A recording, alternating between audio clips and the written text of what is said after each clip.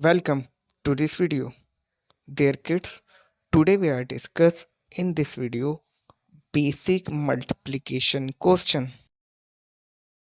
Now start this video and understand very easy method for solve basic multiplication question. 9 multiplied by 4 is equal to, if we multiply 9 multiplied by 4, think about this. We write 9 because 9 is a big number and 4 below 9 because 4 is the smallest number. 9 multiplied by 4, we write table of 9.